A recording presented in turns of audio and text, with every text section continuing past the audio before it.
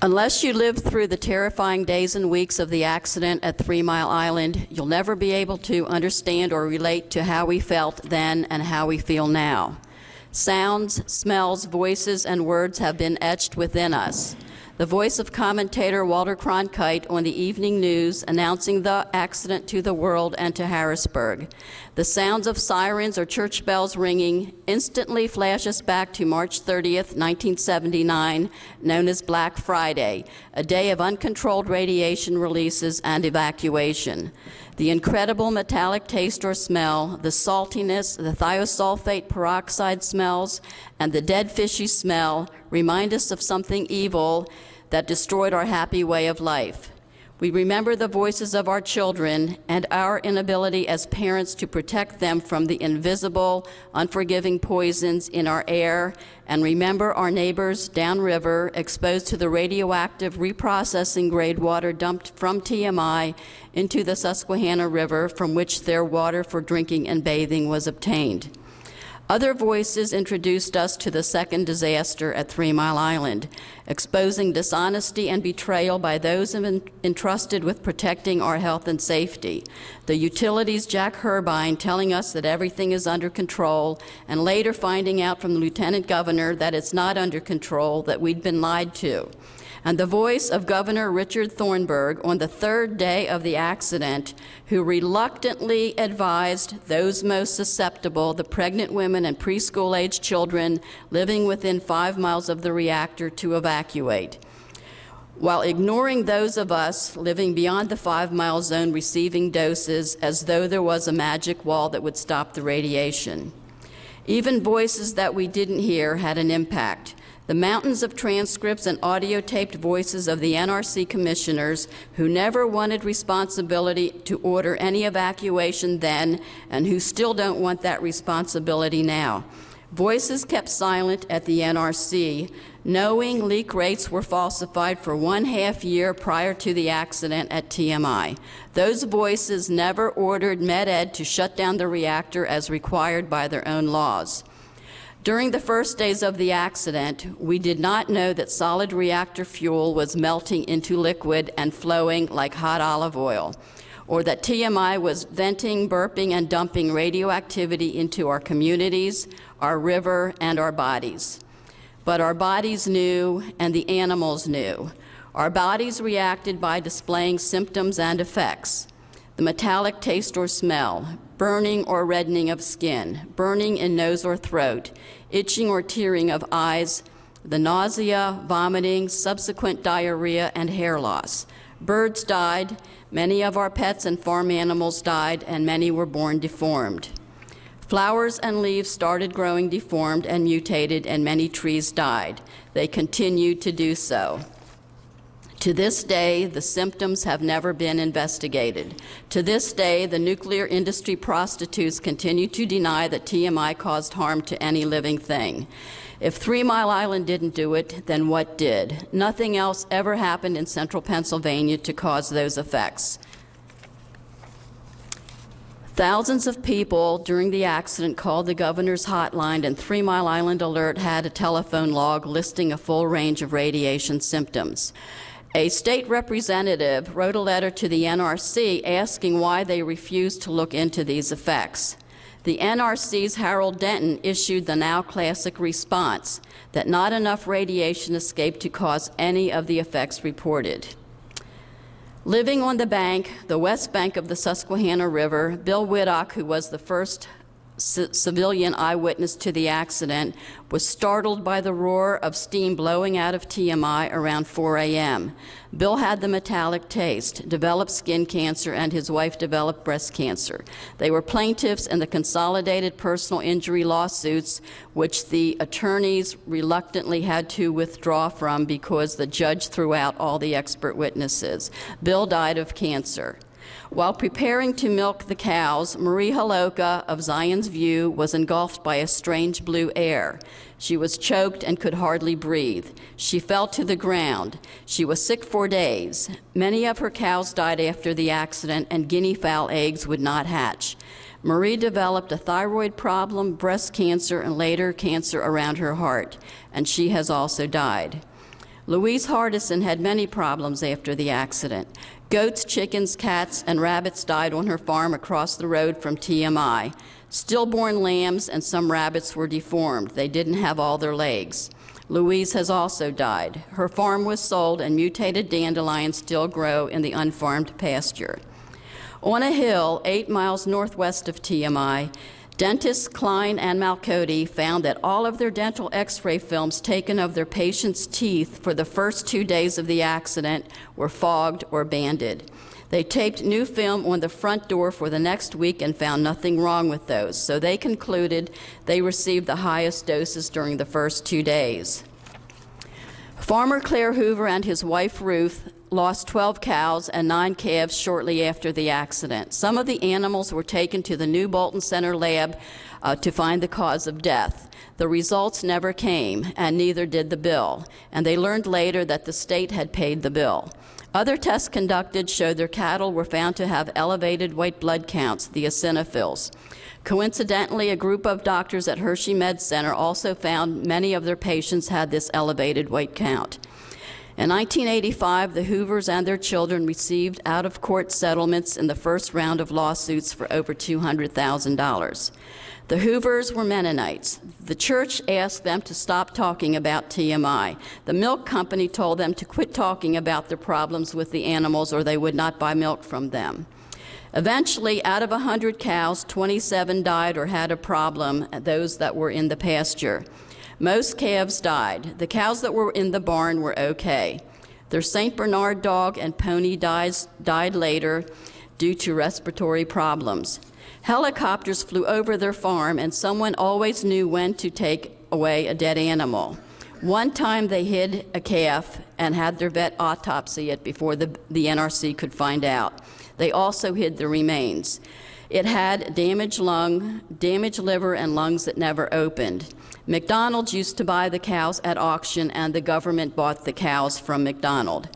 The Hoovers found this out by inquiring why they never received their paychecks. Fran Kane, who still lives across the road from the cooling towers at TMI, had the metallic taste. She later had a poodle puppy born with no eyes, and she received an uncontested settlement during the first round of lawsuits. Bill and Darla Peters, who Steve Wing spoke about yesterday, had a bitter metallic taste so strong they couldn't drink enough water to get rid of it. They had burnt skin and noses, and Bill got blisters on his nose and lips. Their dog and cats died, and later, while mowing, he found enough dead birds to fill a hydraulic bucket half full of dead birds. Bill died during his deposition for the lawsuits, and one of the attorneys had the nerve to say it was okay because we still have his wife, Darla. Charlie Conley's cows died. The hop toads disappeared, as did the bumblebees that pollinated the clover. The cooling tower drift used to blow over his trees, and at times the leaves would turn black as desiccated. Many trees just died on his farm, and about 5 years ago, so did Charlie. On Herb Meyer's farm in New Cumberland, sheep would not dilate during birthing to deliver their young. Sometime later, a double-headed stillborn calf was born, and the vet told Herb to have it mounted because if he didn't, nobody would believe him. Herb died of thyroid cancer shortly after the 10th anniversary of the accident, and his family did not sue. 10 miles away from 3 Mile Island in the northwest direction, a wave of hot air engulfed Jean Trimmer as she leaned over her porch railing, calling her cat. Shortly thereafter, her skin tingled and started to itch, and later her skin appeared reddened like a week at the beach. She got tiny white bumps on her skin, and her beautiful black hair started falling out. When her hair grew back in, it had white hairs growing in a salt and pepper effect. Jean developed a rare kidney illness. During the evacuation, nurse Becky Meese's baby had projectile vomiting and severe diarrhea. The hospital in Ocean City said it could be radiation poisoning and suggested she have her car checked for contamination. She did. It was, and so was her purse. Later, her child developed cataracts and other health problems. Debbie Baker just found out that she was pregnant during the accident. She lived in the vicinity of the dentist film office where the dentist film had fogged.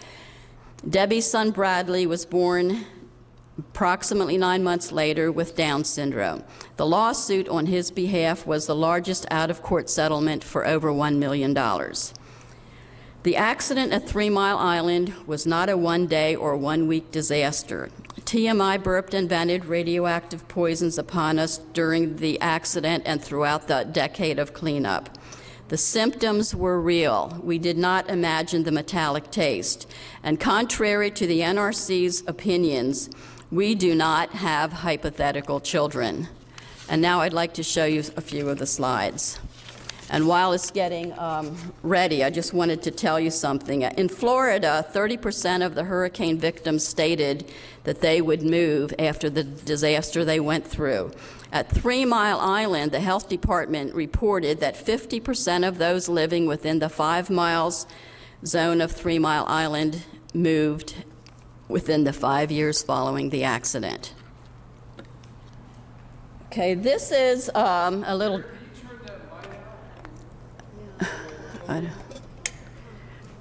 Okay, this is near a hill by my home. It's approximately 6 miles northwest of 3 Mile Island. In the foreground, you can see a small community called Shope's Garden, and my friend Jane went door to door there, and I'll show you her results.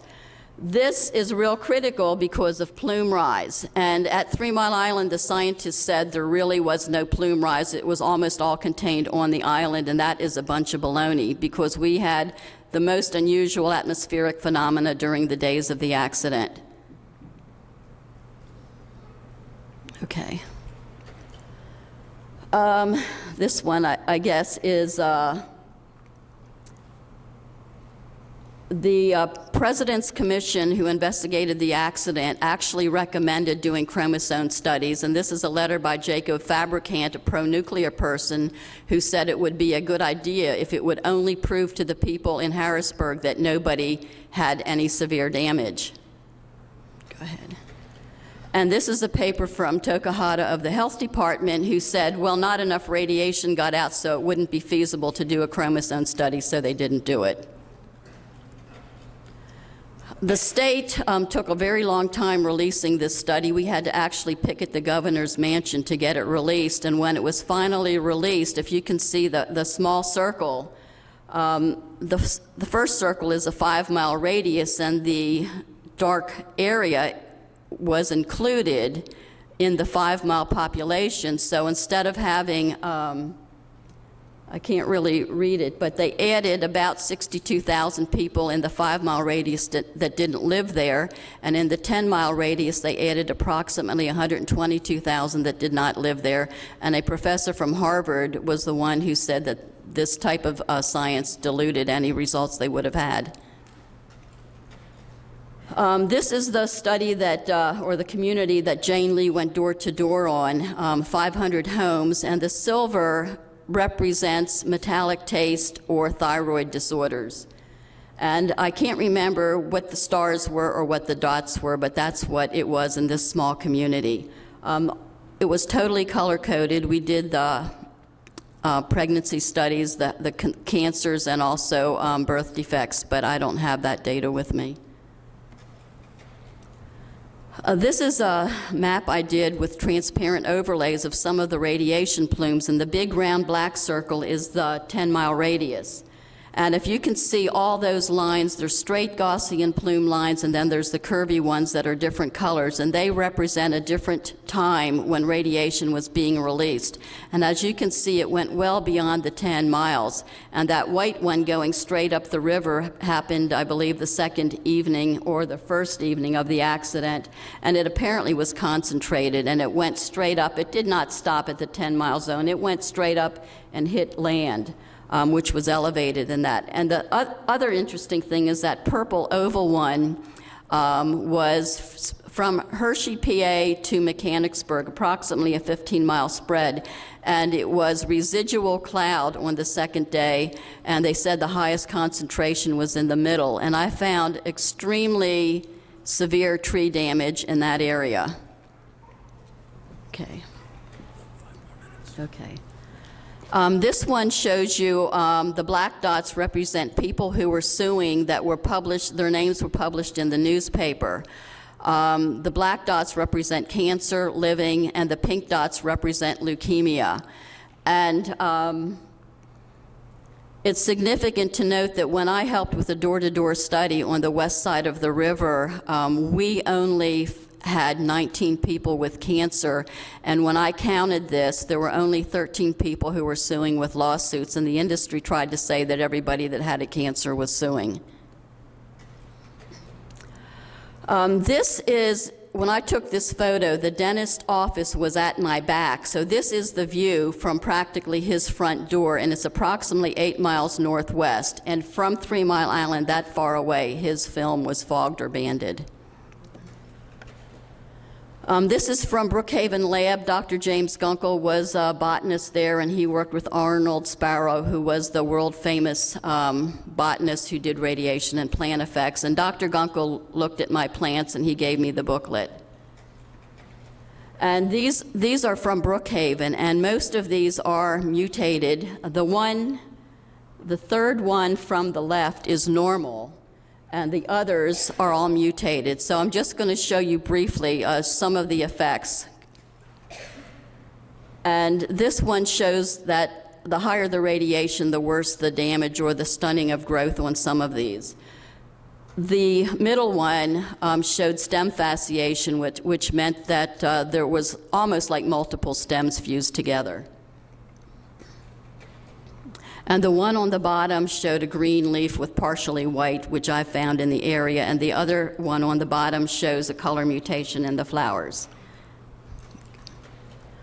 This is an affidavit by Dr. Gunkel, and after meeting with him on 2 different occasions, he wrote this affidavit stating that enough radiation escaped the second day of the accident to cause the effects that I had shown him. The second day, it took me almost 2 years to learn that they had a 3,000 millirem release, 3 R per hour, that was documented during the accident. This is from a textbook, and it's showing African violets that were mutated by 1 X-ray. The one in the middle is normal, the flower and the leaf, and all the ones on the outer perimeter were mutated. So you can see color changes, and you can see the shapes of the leaves that were different and spotted. This is a normal daisy. I had to show you so you know what a normal daisy is. And this one is partially open. It was a bit deformed. And this one was double. The stem was flat. It's almost like a pinch defect found in my neighborhood. This is another one, double, same thing, almost like a pinch defect, but it's called a stem fasciation. And again, another one in my yard.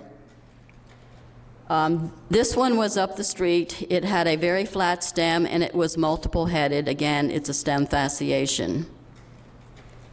This was a little buttercup from my yard, and it was double, and I've had some with no centers. And go ahead. This one had the stem that was fused together, but the flower was normal. This is Mr. Whittock on the riverbank of 3 Mile Island, and this is a Gloriosa daisy. The flower was not round. It looked like a caterpillar, and the stem was very flat. And again, the same thing, if you can see, the stem was flat and the leaves were growing in a very bizarre fashion. And this was another daisy that grew in my neighborhood. It was kind of back to back. This is a dandelion clump, and next time I find some, I'm going to give them to you, and you can use it in your cover with a child holding a mutated dandelion. This is Bill Peters. When I first met him, we found 3 clumps of dandelion leaves. They were about 31 inches long. Okay. Go ahead. Go ahead. This is significant because it is a sunflower, which represents a lot of what you're doing. And again, this one was back to back. This was bird seed that I purchased, and it fell and grew mutated in my yard. And a double rose from Joyce Karate between my house and Middletown. And this one was down the street from where I lived. It had no reproductive parts whatsoever. And this is a classic mutation, color mutation, a zinnia that was sent to me from Lancaster County. And this is real significant because what I'm finding now is that the pine cones there, I thought it was wood growing when I first saw it, but now the pine trees, certain type variety in 3 Mile Island area, are splitting at the top. They don't have one point, they have multiple points. And that is classic radiation symptoms as well. And that's the tree now as it looks. Okay. And this one was in a cemetery. That's a witch's broom, which happens in nature, but it is, again, a classic radiation symptom. And this is a maple leaf that grew full round in my yard. And this is a color mutation again. Almost done. The reactor had actually melted a hole in the side, and they still to this day can't figure out how it happened. This is it. And one day after restart, I was driving by 3 Mile Island taking photos, and I had one film in my camera, and I took this one-handed, clicked the film, and something shot into my camera, and what happened was the sun hit the mirror, went into my camera, and caused a mutation from 3 Mile Island. Thank you.